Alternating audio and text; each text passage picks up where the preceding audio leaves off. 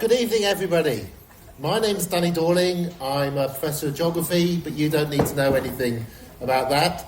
I'm here. Oxbow Lakes. Oxbow Lakes, volcanoes, we can maybe get onto those later. Everything is on limits, apart from one subject. I'm here to interview Ash Sarkar, writer, journalist and Spurs fan. The only thing... Yes. The only thing that's off limits is football, because there is nothing about football in this book. There is actually a bit about football in this book. There are 2 bits about football in this book. They weren't that controversial, were they? No, not like the rest of it. It's a brilliant book, Minority Rule, about adventures in the culture war. It's a very, very brave book. I'm very glad you've written it, because I work in universities. I've always worked in universities where these kind of things often obsess people, worry them, we keep quiet, we don't say what we really think, and we sometimes obsess about things that are possibly not that important. We may, trigger warning, annoy somebody in the next 30 or 40 minutes. It's not necessarily our intention. But Ash, explain, what made you want to write the book and when did you decide to write it? So this was actually a really long time in the making. I was first approached with the idea of writing a book probably coming up to like 9 years ago, and I didn't have an idea that felt like it was good enough, quite frankly. I just thought that, well, I could pump something out, and I did really, really need the money. I don't know if anyone here is a fan of Frank Ocean, but when his album Blonde came out, I spent my last £10 on it, and then had my card decline when I was trying to buy groceries. So even though I could have really, really used like a nice, tasty advance, I was really worried about writing something that, you know, in 2 years, 3 years, 10 years, I look back on and feel embarrassed about. So it took a long time for me to go, what is the book that I want to write? And what is the book that I feel best placed to write? The thing which brought it all together for me was the title. And it was one of those moments where you're just like in the shower and you're putting your conditioner in and you're like, oh, minority rule. It's a phrase which brought together all these different things. And for me, it became this nice elastic frame which could fit into it. The way in which minority communities are demonised and scapegoated in order to be the perfect pressure release of people's anger about other things. It was also a way to talk about the story, the paranoid fantasy of, you know, here are these minority groups, they want to tell you how to think, how to feel. And it was also a way to describe what is actually happening, which is this obscene concentration of wealth, of resources, this parasitic rentier economy, which has captured the entire globe. And after that, you know, it rolled out, but it took a really long time to get there, like an embarrassingly long time. Was that because you were being careful? Did you edit it to take things out, or did you edit it to make it more exciting? Why did it take such a long time? So the first thing, and thank God for my editors for this, is because once I started writing for this project, I suddenly had in my head the sort of, you know, bastard monster combination of like a Spectator crossed with the Times, crossed with the Telegraph kind of reviewer who tear it to shreds. And I don't know about you, but I've got such bad imposter syndrome. Mm-hmm. And I don't think that's a bad thing, and I think imposter syndrome can be kind of a healthy thing. But what that meant was I felt very susceptible to someone lobbing the accusation that I don't know what I'm talking about. So there was early drafts of the book where I would take 10,000 words to make a really basic point, because I wanted to cover the entire history of early race formation before making the point racism is bad. And my editor very kindly but very firmly said, do you know that you're not writing for people who hate you? But it took a long time to break out that place of fear and self-doubt and defensiveness and to just write what I fucking think. It wasn't about editing for political sensitivity. It was much more about being scared that privately educated people who work for, you know, well-established publications were going to tank me. Yeah, I know that fear. It gets easier when you get older. What have the worst reviews been, and what have the best reviews been? Oh, I mean, So the actual worst review is not a public one. It was in an early draft of the last chapter, which is called Planet Landlord, which was going to be my big, okay, we're working up to an analysis of the economy, and this is where I really hit them with the marks. I showed my husband an early draft of it, and he said, well, you know, James O'Brien could have written this. What's Marxist about it? And after I served him with the divorce papers, I realised that he was right. And I kept pushing for, I suppose, maybe what like Jodie Dean would call a communist horizon, and going, okay, like the thing I really want to do is make people take Marx seriously again, take Marxist analysis seriously again. So that was definitely the harshest but most useful note that I got. And the nicest one? There's been a few nice ones, I don't want to brag. Okay. So, there are a lot of endnotes, and some of them are quite long, which is great. The longest one quite early on is about genocide. When I saw that, first of all, I thought, oh, they've gone and made you put that in the back of the book in an endnote, but then later on page 55 you talk about genocide. Well, why?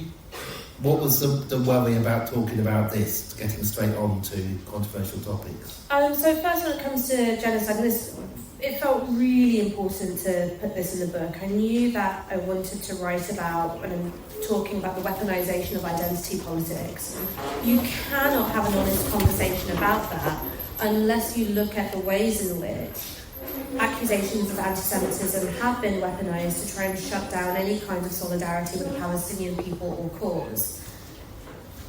Examples in this book, some of which predate this genocide, include an organisation called UK Lawyers for Israel lodging complaints against a hospital for displaying artworks painted by Palestinian children.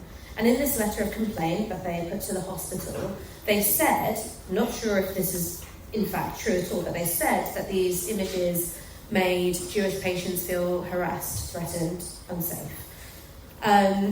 Now,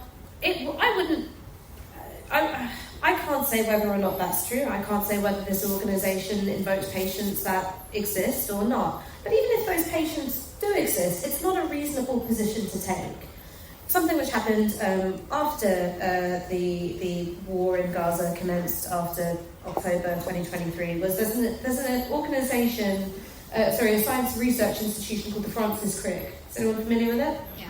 So it's this big glossy glass building in King's Cross, and some of the researchers wanted to do a cake sale to raise money for medical aid for Palestinians and the Red Cross.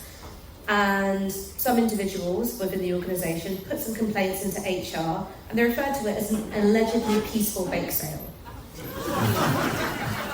Which I thought was the best combination of words I've heard in the English language ever.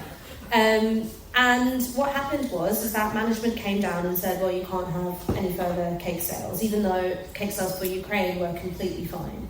So I knew that I wanted to... that this was going to be essential to making the point about the weaponization of identity politics, to be able to do it with any integrity, because nothing better exemplified the absurd relationship between this inflated focus on feelings and subjective experience at the expense of talking about what's materially happening. When it came to, the footnotes, obviously the publisher wants to dot their I's and cross their T's and make sure they don't get in trouble. And I was fine to do that as long as the content didn't change at all. Because I'd rather walk away from a book deal, I don't care how much money it is, than pretend that genocide isn't happening in front of our eyes when it is.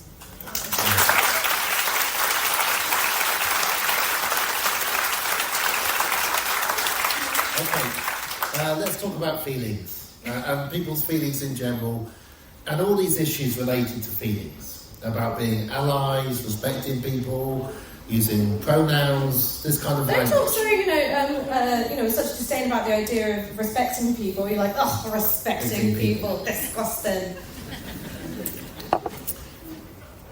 How much should we worry about people's feelings, and how much is it fine to say, actually, there are things going on in the world that we can talk about, whereas you may have feelings, and it may really hurt you that we're going to talk about this, but it's happening.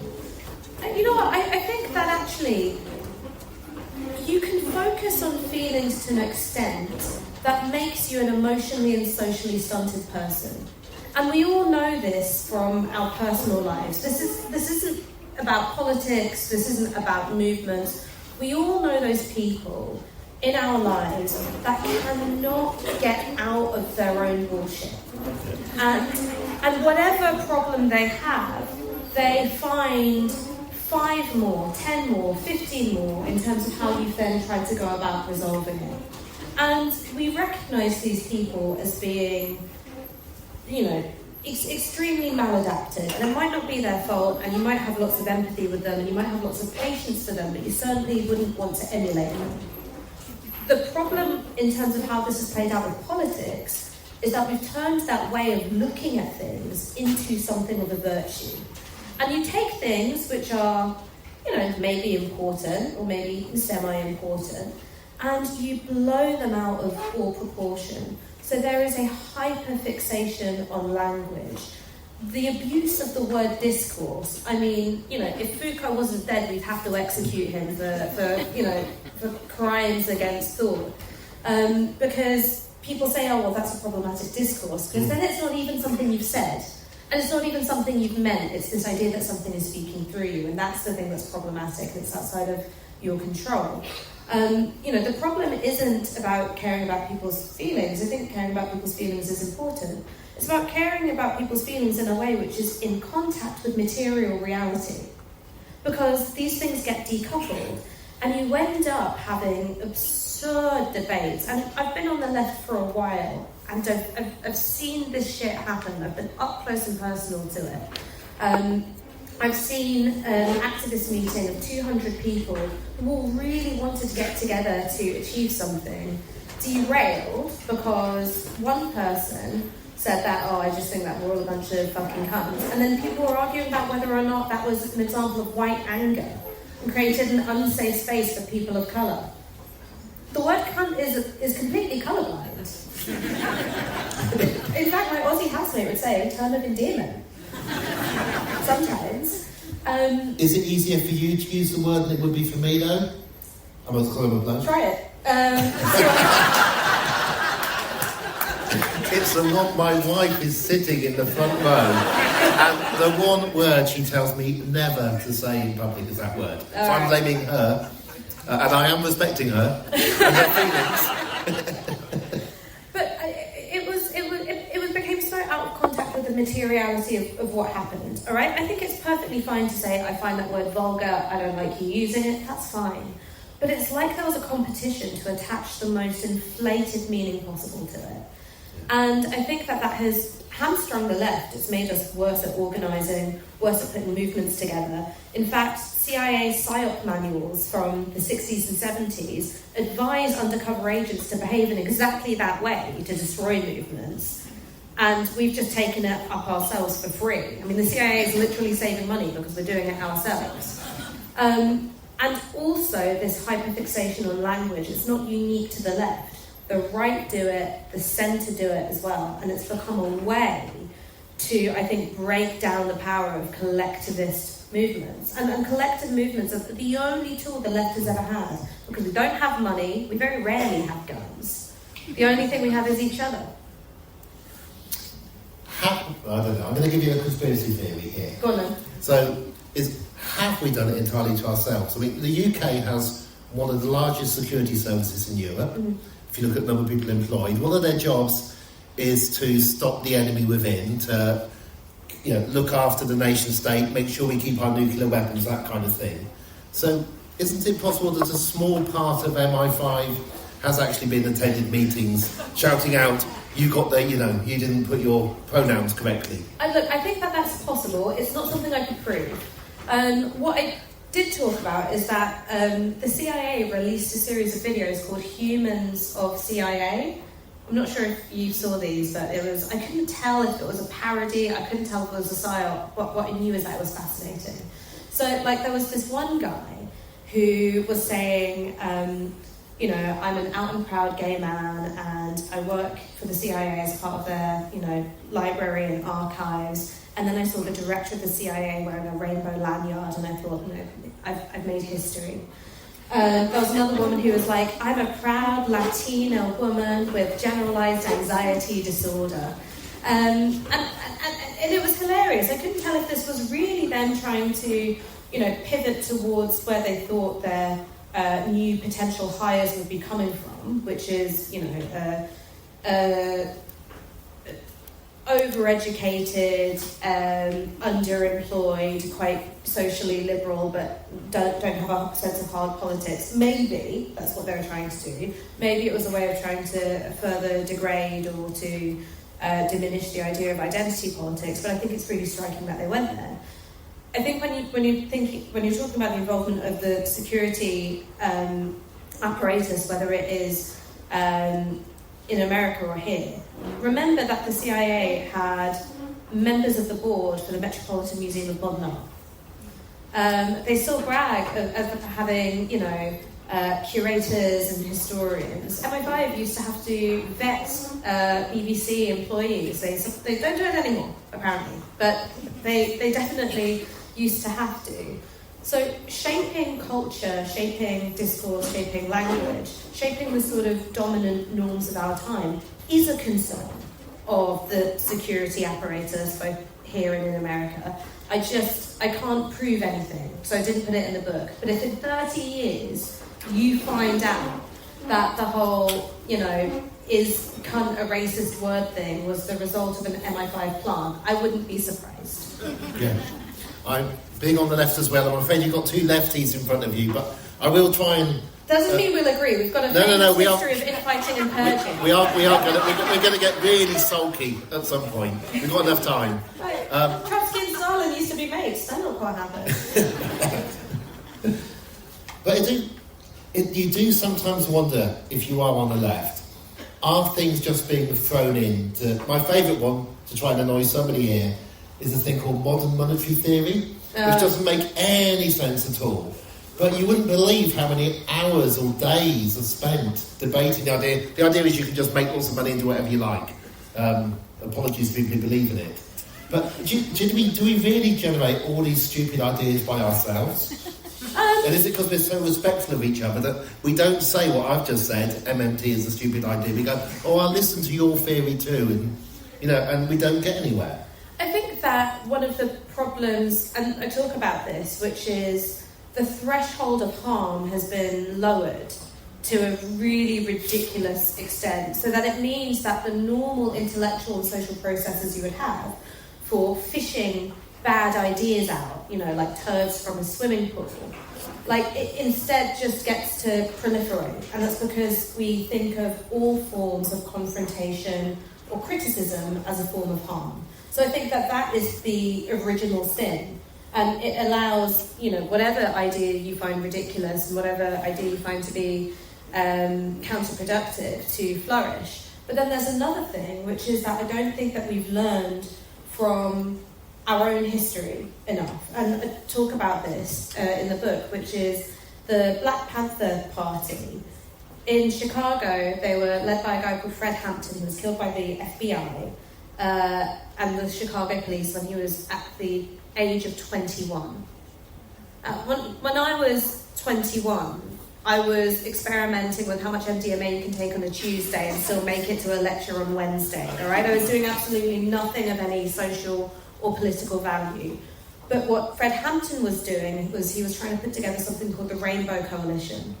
And the Rainbow Coalition was about Black Panthers working with the Puerto Rican Young Lords, who were a sort of hybrid of like street gang and community empowerment organisation, and also an organisation called the Young Patriots, who were young, poor whites from Appalachia and the South more generally. And the thing about the Young Patriots is that their symbol was the Confederate flag, which was no good, very bad. But the approach that the Black Panthers took then to deal with it was to say, we're going to leave this to one side and we're going to focus on the work we can do together. Because guess what? Our communities are being screwed over by capitalism. Our communities are being screwed over by the draft. I mean, the Vietnam War was disproportionately calling up poor African Americans and white people from deprived backgrounds. And through that shared cause, shared organising, shared political space, out of respect and regard and understanding, the Young Patriots voluntarily gave up the Confederate flag. And I think that what we would do today is invert that completely. And we would say, unless you give up the flag, unless you change your language, unless you agree to all of these kind of prefigurative conditions, we can't work together. And that's something which I find deeply depressing, because some people, because I've written this book and there are criticisms of what I call liberal identity politics. And by liberal I mean individualist, not particularly connected to any sort of Marxist or materialist tradition. Some people have said, this is Ash's right-wing turn. It's not. It's a Marxist return. It's going back to the forms of thinking and organising which made the left powerful. And it's decoupling, I hope, decoupling ourselves from this liberal, if I see a brown face on the board of Nike, I'm happy kind of nonsense, which hasn't advanced any of our causes at all for the last 15 years. Great. Don't worry, we're going to leave plenty of time for you to ask questions. I want to ask where this comes from, because I think you're trying to make yourself cooler than you may be when you say you're taking MDMA at 21 and not doing anything else. So I want to ask where you come from in a way, because you have one funny bit in the book where you never say Nepo baby, but you say people whose Wikipedia page has somebody else underlined in blue. So I looked up your Wikipedia page, and you have somebody else underlined in blue. You have a relative who's relatively famous and a history of politics in your family. Where does this come from? How come you have... When you say blue, do you mean Priscilla Wadada? Yeah. Yes. Yeah. This was my great aunt. I don't know how many greats are in there. There's a few greats. She was part of the Chittagong uprising in the 1930s, which happened in Bengal, and was an armed insurrection against the British, and she was wounded as part of a raid, and she killed herself rather than allowing herself to be captured, tortured, and forced into betraying her comrades, which is pretty fucking dope. And that was a big part of the political sensibility that my grandma brought with her when she came to this country. She was 17, she didn't know anybody here. She didn't have anyone come with her. And she's sort of like the first pin dropped on the map for us here. Like all roads lead back to Mamani was what we called her. It means precious mother in Bengali. Her and my mum were anti-racist activists. They were trade unionists. They led campaigns in London against the far right. They helped set up police monitoring groups in the 80s. My grandma lived in Tottenham for a lot of her adult life and was around the Broadwater Farm riots of 85. So when the riots of 2011 kicked off, I rang her up to be like, "Oh, are you alright? Can you get to the shops alright? Do you need any help?" And she was like, "I was there for Broadwater Farm, and you know what? If I didn't have a dicky leg, I'd go give the police what for." So, my God, granny. So when you're having fun as a student at age 21, are they saying to you, you need to be doing something more serious, or what? They said do both. And to be fair, I was doing both as a student. I was a very earnest teenager who thought that if I read the Communist Manifesto, conspicuously in a coffee shop, that, a boy would fall in love with me. I had to wait a long time for that to happen, but it did work. Reader, I married him. To be honest,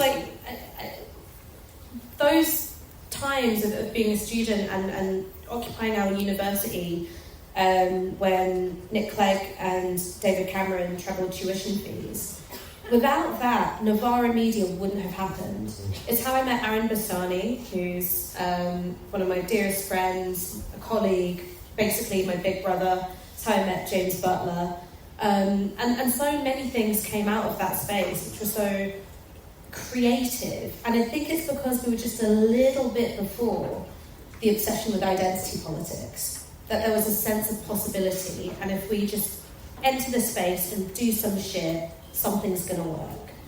That's what happened then. Okay, the Marxism. See. Yeah, let's do that. Yeah. Well, as much as we can do in like a minute or two. Mm-hmm. So, when people... There's a big conference every year called Marxism, but hardly anybody under 40 or 50 goes anymore because of what happened in the SWP. We needn't go in, we can. How do you explain this to people who have never read the Communist Manifesto, are told that this is an evil thing that, happened? Karl wrote some volumes, his mate Engels helped edit them. Some of it was quite clever, it's a long time ago.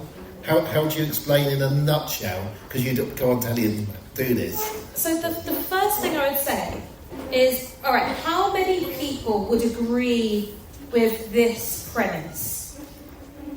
That what's going on in the economy is going to shape and determine what's happening in politics. How many people would agree with that? All right, basically everyone, you're all Marxists. Starting with, I think, that really simple premise that what we live in terms of society, culture, interpersonal norms, and our political system, that this is a product of economic forces, of class forces, is that that's a fundamentally Marxist idea. And what I found so striking in putting this book together is that there were many conservatives who understood it very, very well. That if you want to have a political system which operates in the benefit to the benefit of the already wealthy and powerful, or to create a certain subjectivity or state of mind, you change people's economic conditions, you change the balance of class forces. And it was Margaret Thatcher who said, economics are the method, the object is to change the heart and soul. And I remember interviewing Rory Stewart, and I said, Margaret Thatcher said this, and he wouldn't believe me. He wouldn't believe me. He thought that I'd taken something that Mao had said and put it in the mouth of Margaret Thatcher. But she said it to the Sunday Times. So I think, anyone who's serious about power thinks in a Marxist way. They may not agree with Marxist political conclusions, but they understand how society works in a Marxist way.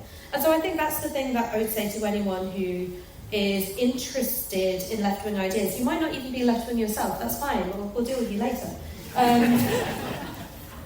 But the thing that I would say to them is, powerful people think this way. And so if you are holding to the idea that society works in any other way, that that there are, it's great individuals through the power of their own genius who shape the conditions of our time. That's a delusion, and that's what very powerful people want you to think. They're going to save us. That they're going to save us. The great men. Okay, to give you sort of a taste of the book, for looking at the index. We've always got to worry about people who look for the index. So that's why I worked hard on citations, so I knew that there'd be people like Danny looking at them. Looking at the index. Okay, here we go. You've got Joanna Cherry, of the Cherry, gender critical feminist. And straight after Joanna Cherry, you've got Chomsky. No. There's something missing between those two. It's been me, which is China. So China's not in the index, and it will be, I guess, the thing that people would jump to straight away when you say, I'm a Marxist, I'm a communist. Here's this terrible, enormous country trying to take over the rest of the world, with their evil thoughts and their terrible minds. I'm trying to say, I can't do Telegraph, I'm sorry, I can't do it, but how do you deal with, you want communism, you're a Marxist, here's the most successful communist state in history, is that what you want? So first, when it comes to China not being in the book, it's because you have to narrow your focus somehow. And I think that if I got really into geopolitics and geoeconomics, the project would have fallen apart. I wanted there to be a story that would lead people towards a sort of materialist analysis of society. And that was the point that I was going to get to.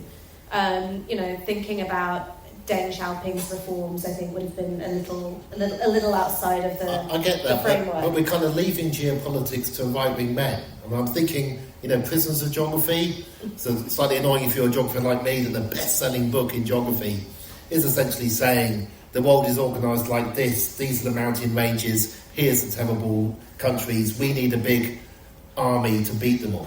The geopolitics is dominated by right-wing men and people on the left. That's absolutely true, right? And there are people that I would, recommend that others go and read if you want a left-wing or critical understanding of geopolitics. David Wearing is one person who would just read his stuff. I mean, he's been talking about the UK's complicity in the Saudi and UAE bombing campaign of Yemen way before anyone else was. So there are people who've got that expertise. I can't claim it.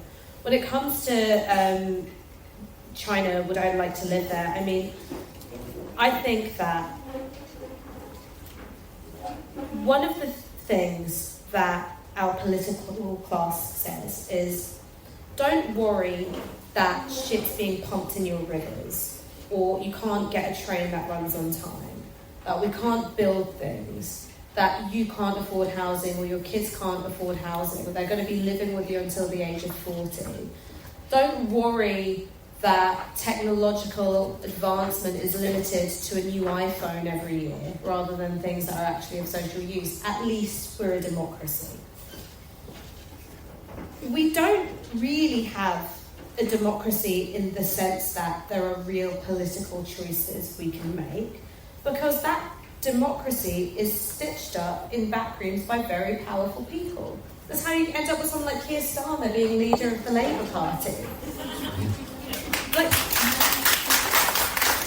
journalists knew from the start that he was lying, and I talk about that in the book. Sebastian Payne, who used to work for Financial Times, he now, I think, is head of a right-wing think tank. He wants to be a Conservative MP, but he never makes the shortlist, poor fella.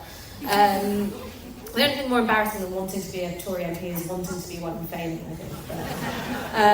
But, he said in an LBC panel with me, during Keir Starmer's leadership campaign, one of his advisors turned to me and said, look at those 10 pledges. The 10 pledges where he was going to say he was going to defend freedom of movement, scrap tuition fees and tax wealth. Look at those 10 pledges, not one of them will bind our hands. But the thing which disgusted me about that is that I went back and I had a look at his journalism from the time. He never once mentioned it. Which means that you, as a journalist, you are party to that deception and you are actively participating in it.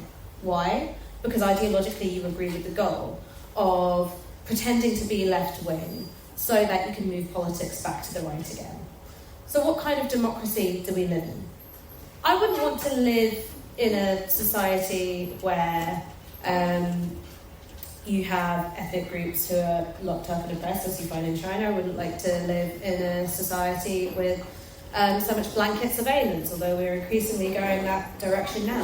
What I will not buy is that whenever we look at the kind of advances that China have made, whether it's in building high-speed rail or infrastructure which will enable them to decarbonise a hell of a lot faster than America, that the only riposte we have to them is, well, at least we're a democracy. Yeah, we'll...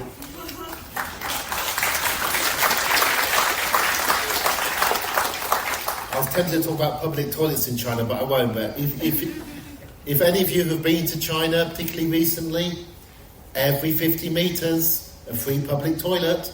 Absolutely, if you want to win hearts and minds and souls of men of a certain age.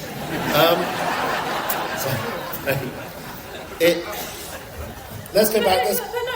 On the toilets thing, because this bothers me, all right? And this bothers me because also, as a woman, it's a little bit more difficult to do an alfresco piss if you've really got to go, right? Like you feel like you're taking your life into your own hands. so many of the things that we've had, we used to have things in this country and then they got taken away. So with public toilets, they got taken away during the Thatcher years, in part because people were, driven by the homophobic backlash in response to the AIDS crisis. And we just never got them back. Yeah. And I do agree. It's quite stunning to go to a country where the trains don't just run on time, they run every 5 minutes and they run very, very fast. And we were the country which had the best train system in the world when we were the country which had the only train system in the world. And the rivers are increasingly cleaner in China, and all we do is diss China to such an extent that the BBC is banned in China, the same way that we ban RT. Isn't China the answer if you step back and be not British? Isn't it actually... I'm not going to sit here and pretend to be a China expert, and I think that it would be... I don't want to be one of those people that talks about a country that they've never been to and says they've got all the answers. The honest answer is, I don't know. All I can look at are the ways in which they've managed to succeed in areas that we failed. And the way in which that's discussed in this country is that they talk about it as a sort of market distorting activity of the Chinese state. Market distorting is one way to talk about the sort of money and industrial loans they've put behind, electric vehicle manufacturing.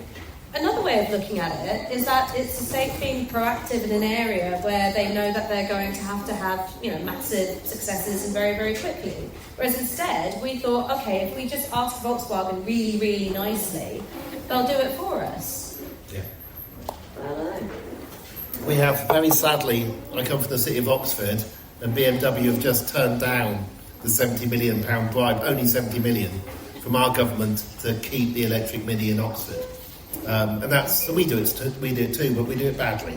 We do it badly. Let's go back to democracy or not being democracy and no choice, because you came of political age at that period of the student opposition to the £9,000 coming in. That was my first year at uni. Okay. So me and my best mate were at the top of Millbank Tower, and we decided to wear high heels for some reason, and running away from the cops clip-clopping down the road. And then very shortly after then, you get the surprise election of Jeremy Corbyn. Mm-hmm. Okay, you get momentum. You get the fastest ever swing in the Labour vote in 2017, bigger than 1945. Theresa May loses the majority. Something new's happening. 500,000 people join a political party, the largest group in Europe. Why did it all go wrong? I mean, because the entire establishment got together and said, we've got to take this guy's head off. Basically. But they didn't meet together and do that, did they? Well, actually, I mean, yes, they did.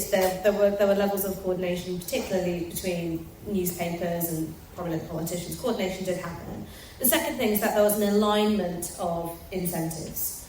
And where you can see that happening, I think, is with Brexit, and Brexit is something which I feel that I got wrong. Not in terms of how I voted in 2016, because I kind of think, well, everyone was right and everyone was wrong, no matter how you voted, you came by that position honestly. I happened to vote Remain because I associated Brexit with making conditions for immigrants harsher in this country. And I also think of that as being very anti-worker, because what happens to the immigrant today is going to happen to the British national tomorrow. That's what we've seen in this country. So when you make one class of worker more precarious, that contaminates the whole pool. It doesn't make conditions better for Brits. And then when it came to that Brexit impasse, which was a product of some very savvy political strategy on the part of Dominic Cummings and Boris Johnson. They played their hand exceptionally well. And the activities of Alistair Campbell and Peter Mandelson in putting together the People's Vote in order to turn Jeremy Corbyn's greatest strength into his greatest weakness, which is he's got this mass membership model of a Labour Party. Well, most of that membership voted Remain. So if you can mobilise them to be at odds with the sort of necessary political strategy of their leadership, you can sink the whole project. That's basically what the People's Vote was. It was a wrecking operation, and that's why you've not heard from any of them about Brexit apart from on their podcast since. That's why the movement just died and stopped happening after the 2019 election. And I was on the wrong side of that. I was completely on the wrong side of that. I ended up being one of those people that was saying, oh, well, you know, Jeremy Corbyn, the leadership, they're dilly-dallying, you just have to commit to a second referendum. And the reason why I got that wrong is because I made the classic mistake of thinking that most people are like me, rather than thinking that 52 was always the bigger number than 48. Yeah. Thank you. Let's have the lights up, and let's stop me asking questions. And let's see, now, if you could keep the questions really short. Oh, it's so nice to see your faces. That'd be great. And we've got some people with some numbers. Let's go from the back first. Let's give some people towards the back chance first, and then we'll go forward. If anyone does want to ask a question about football... No, that's my only job. I'm going to fail. Okay, how does it feel to win a European trophy after 17 years? Is it football the opium of the masses? Number 2. Let's go for number 2 first. Go ahead. Yeah. Sorry, not about football. Oh. I'm just wondering, the things you were saying that, the things you criticise in the book and that you had mentioned early on about over-focus on microaggressions and language and things like that, is that something that you have moved on yourself, or is it something you think you have been guilty of and realised either because you thought that was right or because you had friends that you wanted to support who felt like that? And is it something that you have at some point decided was more harmful than it was helpful and have come around to writing this? Are we taking more than one, or...? Yeah, let's take number 1 as well. Hi Ash, thanks very much. I want to ask you about your apparent frustrations with the kind of liberal identity politics and how part of the left has potentially moved away from class being basically defining part of people's lives and how their lives go, and how that links to lots of working class communities in places like Wales and the North East turning away from the left, and what we can kind of do to stop that happening. Great. So, first question. Yeah, definitely was guilty of it, and I can tell you why. When I was growing up, it didn't feel like, sometimes it felt like if you weren't white, you were living in an alternate reality to everyone else, and there was no shared language to describe all of these different things that you experience, ranging from the really big to growing up Muslim during the War on Terror. You know, my first girls' holiday with all my mates, I was the only brown one, and guess who got strip searched at the airport? This guy. And not being able to connect with the people around me, to like just really small stuff, which you notice and gets you down. And then when this language first became not just available, but there was this broader understanding of it, it was exhilarating. And I felt known by others, and I also felt kind of powerful, because suddenly this thing which made me feel silenced I could invoke, and other people kind of had to shut up. And it is a little bit addictive, and it then gives you an investment in the very forms of vulnerability that you actually should be wanting to overturn. So it becomes less about how do we deal with these real vulnerabilities that exist in a society which is not homogenous, and it becomes how do I hold on to my victimhood status, which gives me social capital. So absolutely, I think there are things that I've done, that I've said, dynamics that I've been a part of, which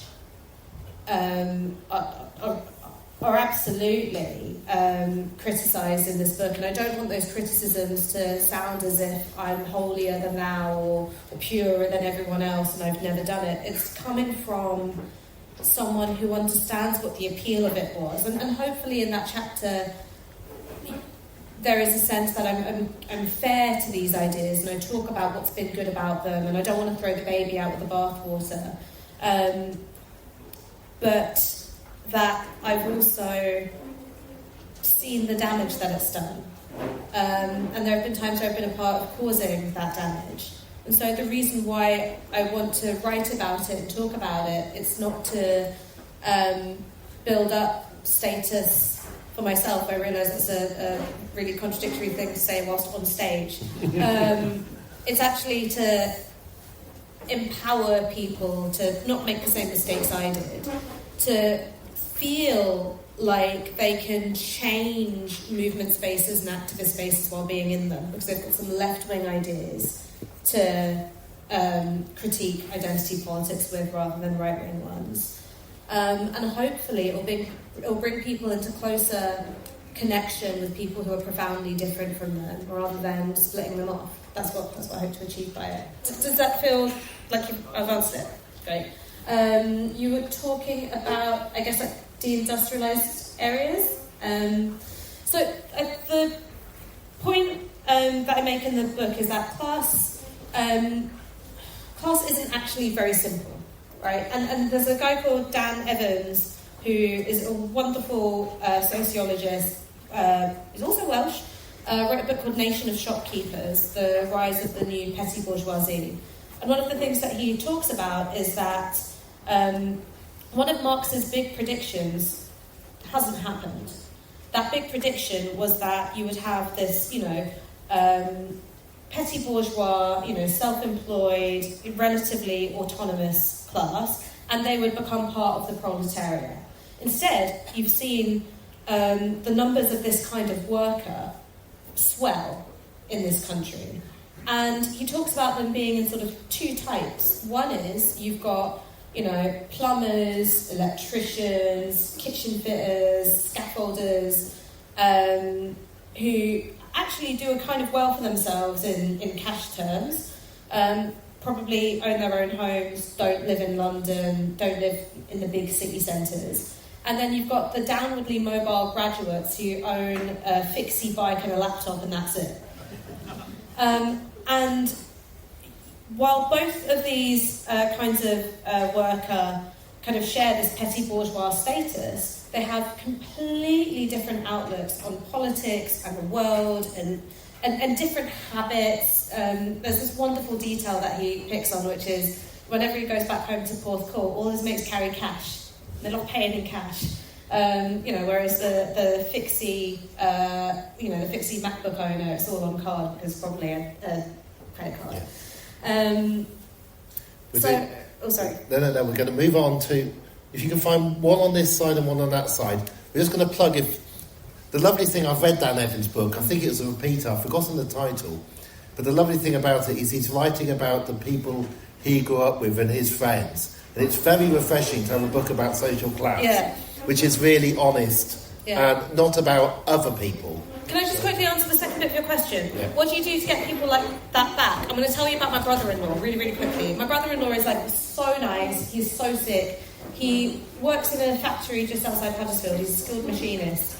He's never voted, but here are his political beliefs. He wants zero immigration. He's very anti-immigration. He wants weed to be legalised. He hates all politicians. He wants me to be Prime Minister, failing that Nigel Farage. But where he's kind of, and once upon a time I'd have maybe looked at him in his positions and I've gone the immigration thing, that drives us apart. Almost all the other stuff, the loathing of those in power, a hatred of what they've done to this country, wanting weed to be legalised, we're there. So I actually think that there is a form of anti-politics economic populism, which is still very left-wing, and you don't have to cave on immigration. That can bring a lot of those people back, but you have to be genuinely populist and not just, a posho who's trying to sound tough. Yeah, we're picking one up here, and if you can find one over there, and we'll do number 2 first, right at the front. Hello, North London's first time. I live in Nottingham now, actually, and it's an interesting place, because you might remember we moved to becoming a reform county in the last elections. Luckily, I live in a city where we're not reform anymore, well, we never were. But anyway, my question was, one of our councils, obviously, some of the councillors were obviously didn't agree at all with what Keir Starmer was doing or perhaps stood for. So they all kind of resigned en masse from the council, sort of in protest at Keir Starmer, which I kind of get and have some sympathy with. But now it's a reform area. So how is that helping us? So, what should people be doing? Because it feels like we've gone backwards rather than even maintaining the status quo. Okay, should we just take the second one and you remember two at a time? Go on. Hi Ash, brilliant talk, thank you. I'm a particular fan, I watch Novara review quite frequently. My dad said once that I must be Obama's, one of Obama's fans because he's black. And I was a baby level at the time, but I hadn't found my feet in politics. So I wanted to ask Obama's biggest fan, does the right take us seriously, the left, the general left? And if they do, what does that look like? But if they don't, what would it look like? Alright, so first on, basically it's like, should you stick with Labour because at least it's an effective political operation or not, or risk ceding ground to reform? I'm going to tell you about my housemates. My housemate's a guy called Rory Payton, love him to pieces. He's just become Haringey's first ever Green councillor, right? Like it's in David Lammy's backyard in Tottenham, where they weigh the Labour votes. He managed to win a seat. I'm sure it's just one council by-election, by going really, really hard on housing, on the impact of the benefits cuts, and the fact that Labour have backed an ongoing genocide. I don't think that the only two options that exist are stick with Labour or cede ground to reform. There is a third one, which is actually participate in, create a populist alternative. I'm not saying the Greens are that alternative. They just happen to be the electoral vehicle that could allow my housemate to do it. Maybe it could be a new party or something else. But I think that it's not the case that if you stick with Keir Starmer, as critical as one may be, that you're going to form part of the bulwark against reform. I actually think what ends up happening is that you're going to, hasten the fall to reform, because then there's no incentive for Keir Starmer to pull back from the really stupid, disastrous policy decisions like scrapping the winter fuel allowance. Your question on does the right take the left seriously? The right has taken the left seriously, and I'll tell you when they do. It's when we are successfully advocating for sort of majoritarian economic populism. That's when they're terrified of us. They are not scared of us when we're talking about language and identity. And that's just the simple rule. It doesn't mean that identity issues don't matter at all. It doesn't mean that there aren't issues of moral clarity that you should take a stance on. It's just that the main thing you should be concentrating on isn't that. And that's the trap that the left falls into again and again. And it's for good reasons. You don't want to leave vulnerable people behind. But what the right have learned is that by attacking those vulnerable people who are minoritized in some way, it could be trans people, it could be asylum seekers, we leap to their defence, and every time we do it, we're signalling that we're not part of the majority. And I don't know how you deal with that. I don't know how you deal with that. I don't know the strategy to deal with that. I don't know how you do both and you don't cede ground on either. But at least a recognition that that's the right strategy, I think, is really important. Great. I think we've got one in the middle. Number 2. Let's do you first. Hello? Right, good. I'm here. Okay, so my question is how do we change the discourse on immigration to bring back people like your relative into politics that can engender change? I think that it's really difficult to do when the media climate is as it is, because the issue salience of immigration, so people who think it's a really important thing, it tends not to fluctuate with numbers so much as it fluctuates with coverage.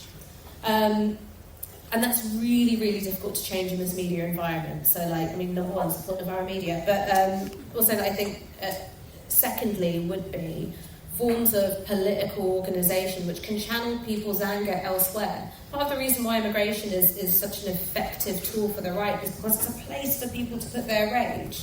And we need to direct their rage to where it should rightfully go, I think. Right, we've only got 4 minutes left, so who's got urgent questions that they're going to be really upset if we don't ask it? We've got waving, number 2, looks quite urgent over here, and then we'll go to number 1 there. It's working? Yeah. I find your argument on, your strategic argument on identity politics so convincing, with those brilliant examples of the C word and the Confederate flag and so on, but in general, identity politics around since the 1980s, really, and getting more and more irritating and more divisive within the left.